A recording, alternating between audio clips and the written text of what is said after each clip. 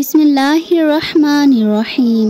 আসসালামু আলাইকুম ওয়া রাহমাতুল্লাহি ওয়া বারাকাতুহু। আশা করি আল্লাহ তাআলার অশেষ রহমতে আপনারা সবাই ভালো আছেন। আমিও ভালো আছি আলহামদুলিল্লাহ। নবী করিম সাল্লাল্লাহু আলাইহি ওয়াসাল্লাম একদিন কোথাও যাচ্ছিলেন। পথিমধ্যে ওনাকে কেউ ডাকলো, ইয়া রাসূলুল্লাহ। নবী করিম সাল্লাল্লাহু আলাইহি ওয়াসাল্লাম ডানে তাকালেন, বামে তাকালেন, কিন্তু কাউকেই দেখতে পেলেন না এবং পুনরায় চলতে থাকলেন। আবার কেউ ডাকলো, ইয়া রাসূলুল্লাহ।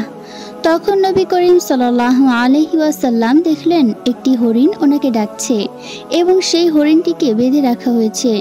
নবী করিম সাল্লাল্লাহু আলাইহি ওয়াসাল্লাম হরিণটির নিকটে গিয়ে বললেন, কি হয়েছে তোমার? তখন হরিণটি বলল, আপনার সাহাবী আমাকে ধরে এনেছে। আমি আমার ভাগ্যের ওপর রাজি, অর্থাৎ আল্লাহ আমার ভাগ্যে যা লিখে রেখেছেন আমি তাতেই রাজি আছি। কিন্তু আমার ছোট্ট ছোট্ট বাচ্চা আছে, তারা ক্ষুধার্ত। আপনি যদি আমাকে ছেড়ে দেন তাহলে আমি তাদেরকে দুধ পান করিয়ে চলে আসব। নবী করিম সাল্লাল্লাহু আলাইহি ওয়াসাল্লাম বললেন, তুমি যদি না আসো তাহলে? তখন হরিণটি বলল, যদি আমি ফিরে না আসি তাহলে আল্লাহ তাআলা আমাকে জাহান্নামের আগুনে ফেলে দিবেন, যেভাবে মানুষদেরকে ফেলে দেন। অতঃপর নবী করিম সাল্লাল্লাহু আলাইহি ওয়াসাল্লাম সেই হরিণটির বাঁধন খুলে দিলেন এবং নিজে সেখানেই বসে রইলেন।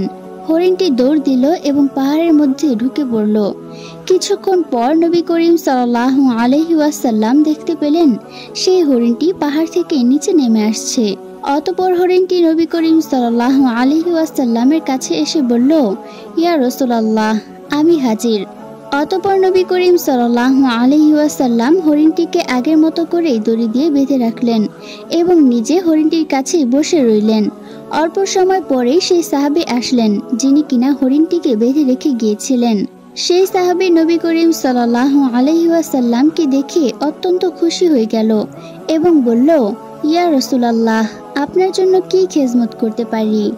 জবাবে নবী করিম সাল্লাল্লাহু আলাইহি ওয়াসাল্লাম বললেন, আমার ছোট্ট একটা কাজ আছে। সাহাবী জিজ্ঞাসা করলেন, কি কাজ ইয়া রাসূলুল্লাহ? নবী করিম সাল্লাল্লাহু আলাইহি ওয়াসাল্লাম বললেন, এই হরিণটি আপনার কাছ থেকে আমি হাদিয়া চাচ্ছি। অন্যান্য বর্ণনায় আরো এসেছে নবী করিম সাল্লাল্লাহু আলাইহি ওয়াসাল্লাম হরিণটি সেই সাহাবী থেকে ক্রয় করেছিলেন।